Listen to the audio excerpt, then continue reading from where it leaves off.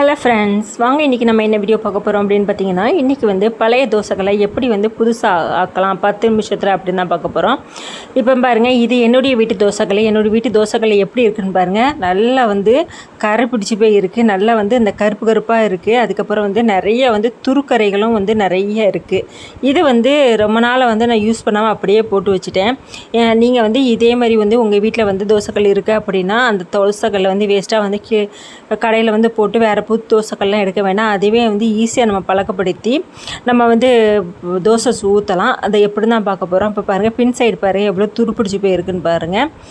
இப்படி தான் இருக்குது தோசைக்கல்லே. இதை வந்து 10 நிமிஷத்தில் வந்து நம்ம வீட்டில் கிடைக்கக்கூடிய பொருளை வச்சு தான் வந்து நம்ம வந்து இன்றைக்கி தோசைக்கல்லை க்ளீன் பண்ணி நம்ம வந்து தோசை ஊற்றி பழக்க போகிறோம்.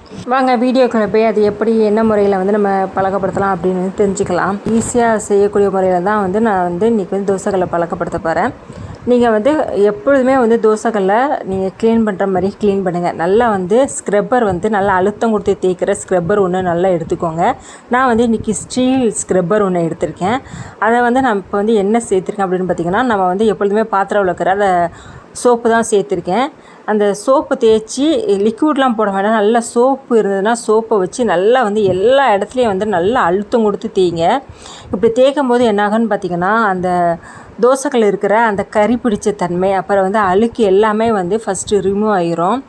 ரொம்ப ரொம்ப ரொம்ப வந்து இன்றைக்கி ஈஸியான முறையில் தான் வந்து தோசைக்கல்லை வந்து பழக்கிற முறையை வந்து நான் சொல்லி கொடுத்துட்ருக்கேன். இப்போ பின் சைடு வந்து நிறைய துருக்களாக இருக்குது பார்த்திங்களா, அதுக்கும் இதேமாரி சோப்பை வச்சு நல்லா வந்து ஸ்க்ரப்பரை வச்சு நல்லா வந்து தேய்ச்சி அழுத்தம் கொடுத்து தேய்க்க போகிறேன்.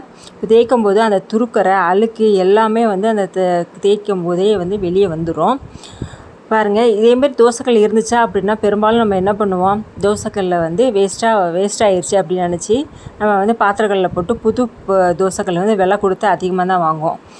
அப்படி இல்லை அப்படின்னா வந்து நம்ம வந்து தோசைக்கல்லில் வந்து தோசை ஊற்றாமல் சப்பாத்தி வந்து போட்டுட்டோம் அப்படின்னா அந்த தோசைக்கல்லை வந்து அடுத்த தடவை தோசை ஊற்றும் போது வரவே வராது. அப்போ வந்து நம்ம நிறைய வந்து ப்ராசஸ் பண்ணி அதுக்கப்புறம் தான் வந்து நம்ம வந்து தோசை ஊற்ற முடியும். ரொம்ப கஷ்டப்பட்டு நம்ம வந்து ப்ராசஸ் பண்ணாமல் நான் சொல்லி கொடுக்குற இந்த முறையில் வந்து நீங்கள் வந்து தோசைக்கல்லை க்ளீன் பண்ணிங்கன்னா தோசை வந்து ஈஸியாகவே ஊற்றலாம். பாருங்கள், தோசைக்கல்லை வந்து நல்லாவே வந்து க்ளீன் பண்ணியாச்சு. இப்போ ஃபஸ்ட்டு எப்படி இருந்தது, இப்போ எப்படி இருக்குது பாருங்கள் தோசைக்கல். ஃபஸ்ட்டு வந்து நிறைய வந்து கருப்பாக இருந்தது. இப்போ பாருங்கள், அந்த கருப்பு எல்லாமே சுத்தமாக போயிடுச்சு பார்த்திங்களா, நம்ம அழுத்தம் கொடுத்து தேய்க்கும்போது. இப்படியே வந்து நீங்கள் தோசை ஊற்றுனீங்க அப்படின்னா தோசை வரவே வராது.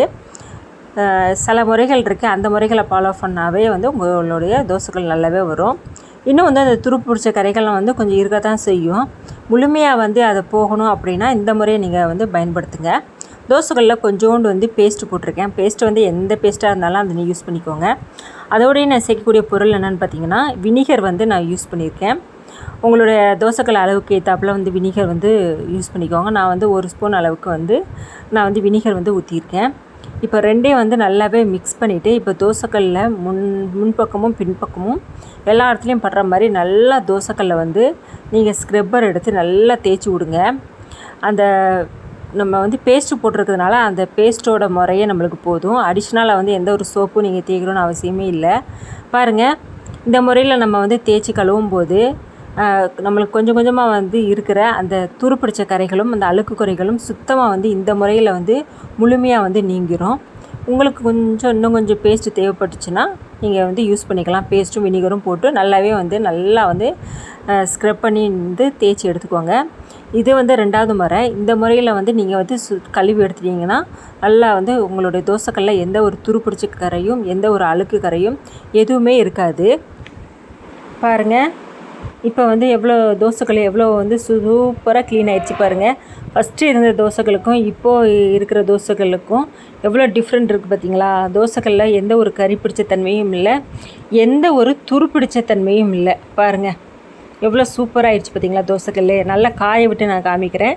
இப்படி தான் இருக்குது தோசைக்கல். நீங்கள் வந்து இப்படியே வந்து தோசைக்கல்லில் வந்து தோசை ஊற்றுனீங்க அப்படின்னா தோசை வராது. இப்போ வந்து நீங்கள் அடுப்பில் வந்து தோசைக்கல்லை வச்சுட்டு இப்போ என்ன பண்ணணும் அப்படின்னா, எண்ணெய் வந்து நல்லா நிறையா வந்து தோசைக்கல்லில் படுற மாதிரி அழுத்தம் கொடுத்து வந்து நீங்கள் வந்து தேய்க்கணும். அப்புறம் வந்து ஒரு வெங்காயம் ஒன்று கொஞ்சோண்டு வந்து எடுத்திருக்கேன். இப்போ வந்து எண்ணெய் வந்து ஃபுல்லாக வந்து எல்லா இடத்துலையும் படுற மாதிரி நல்லா நிறையவே ஊற்றுங்க. ஊற்றிட்டு நம்ம எடுத்து வச்சுருக்கிற அந்த வெங்காயத்தில் நல்லா வந்து முக்கி அப்படி தோசைக்கல்ல எல்லா இடத்துலையும் வந்து படுற மாதிரி நீங்கள் வந்து தேய்ச்சி விட்டீங்க அப்படின்னா தோசைக்கல்ல வந்து நல்லா நீட்டாக சுத்தமாகிரும். நீங்கள் வந்து இப்போ வந்து நீங்கள் வந்து நல்லா சூடாக இருக்கணும் தோசைக்கல்ல. அப்போ வந்து நீங்கள் எண்ணெயும் வெங்காயத்தையும் வச்சு நல்லா தேய்க்கணும். இப்போ வந்து நீங்கள் வந்து தோசை ஊற்றுனீங்க அப்படின்னா தோசை நல்லாவே வரும். நீங்கள் வந்து ஃபஸ்ட்டு தோசைக்கல்ல வந்து தோசை ஊற்றும் போது அந்த தோசையை நீங்கள் வந்து சாப்பிடக்கூடாது. அதை வந்து கீழே தூக்கி போட்டுறணும். 2வதாக ஊற்றுற தோசையை தான் வந்து நீங்கள் சாப்பிடணும். இப்போ பாருங்கள், நான் எல்லா இடத்துலையும் நல்லா அழுத்தம் கொடுத்து தேய்ச்சிட்டேன். எல்லா இடமும் வந்து நல்லா நீட்டாக இருக்குது. ஃபஸ்ட்டு எப்படி தோசைகள் இருந்து பார்த்தீங்களா, இப்போ எப்படி இருக்குது பார்த்தீங்களா, துரு பிடிச்ச கரை ஒன்றுமே இல்லை பாருங்கள். அந்த கருப்பாக எப்படி இருந்தது தோசைகளில், தோசை எதுவுமே ஊற்ற முடியாத நிலமையில இருந்து பாருங்கள். இப்போ பாருங்கள் எப்படி இருக்குன்னு பாருங்கள். நல்லாவே வந்து வெங்காயத்தை வச்சு நல்லாவே வந்து நம்ம தேய்ச்சி எடுத்தாச்சு. இப்போ வந்து மாவு எடுத்து இப்போ தோசைக்கல்லில் ஃபுல்லாக கொஞ்சமாக சின்னதாக வந்து தோசை ஊற்றக்கூடாது. தோசைக்கல் முழுமையாக வந்து நீங்கள் வந்து தோசையாக வந்து ஊற்றணும். ஊற்றிட்டு நல்லா வந்து வேக வச்சுட்டு 2 பக்கமும் திருப்பிட்டு அதுக்கப்புறம் வந்து நீங்கள் வந்து அந்த தோசையை கீழே தூக்கி போட்டுட்டு நீங்கள் 2வது தோசையில் வந்து நீங்கள் ஊற்ற ஆரம்பித்து சாப்பிட்லாம்.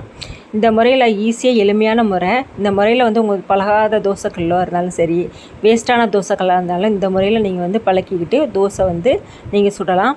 இந்த முறை வந்து ரொம்ப எளிமையான முறை தான். ரொம்ப கஷ்டமான முறையெல்லாம் உங்களுக்கு சொல்லிக் கொடுக்கல. இந்த முறையே வந்து நீங்கள் பயன்படுத்தலாவே உங்களுக்கு வந்து ரொம்ப ரொம்ப யூஸ்ஃபுல்லாக இருக்கும். கண்டிப்பாக வந்து நான் சொன்ன இந்த வீடியோ உங்களுக்கு பயனுள்ள வீடியோவாக இருக்கும். இந்த வீடியோ உங்களுக்கு பிடிச்சிருந்தா என்னோடய சேனலை வந்து நீங்கள் லைக் பண்ணுங்கள், ஷேர் பண்ணுங்கள், கமெண்ட் பண்ணுங்கள், சப்ஸ்கிரைப் பண்ணுங்கள். மறக்காமல் பெல் பட்டனை கிளிக் பண்ணி விட்ருங்க. அப்போ தான் நான் போடுற வீடியோஸ் எல்லாமே உங்களுக்கு நோட்டிஃபிகேஷனாக வந்து சேரும். தேங்க்யூ ஃபார் வாட்சிங்.